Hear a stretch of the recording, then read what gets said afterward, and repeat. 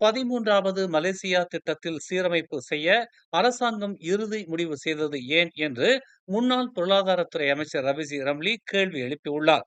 அந்த 5 ஆண்டு கால மேம்பாட்டு திட்டம் வரும் ஜூலை மாதம் இறுதியில் நாடாளுமன்றத்தில் தாக்கல் செய்யப்பட உள்ளது.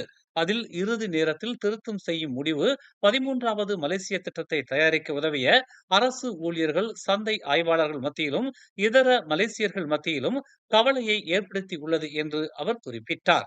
போதுமான கால அவகாசம் இல்லாத காரணத்தால் அவசர கதியில் மாற்றங்கள் செய்யப்படுமா என்றும் பண்டான் தொகுதிக்கான PKR நாடாளுமன்ற உறுப்பினருமான அவர் கேள்வி எழுப்பினார்.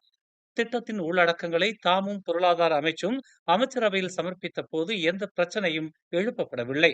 ஆனால் அதனை சீரமைப்பு செய்ய வேண்டும் என்று இப்போது கோரிக்கை விடுக்கப்பட்டுள்ளது.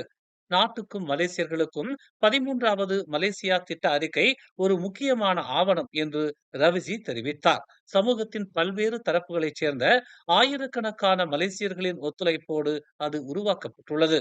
நாம் கவனமாக செயல்படாவிட்டால் அந்த உத்தேச பொருளாதார திட்டம் அரசியல் சர்ச்சைகளுக்குள் சிக்கிவிடும் என்று அவர் சுட்டிக்காட்டினார். இறுதியில் அந்த ஆவணம் மீதான மக்களின் நம்பிக்கை சிதைந்துவிடும் என்றும் ரவிசி கூறினார். அவ்வாறு நடக்குமானால் கடந்த ஓராண்டு காலமாக அத்திட்டத்தை உருவாக்க கடுமையாக பாடுபட்ட நபர்களுக்கு இழைக்கப்பட்ட மிகப்பெரிய அநீதியாக அது அமையும் என்று அவர் கூறினார். மேலும் செய்திகளை தெரிந்து கொள்ள தமிழ் மலர் நாளிதழை பாருங்கள்.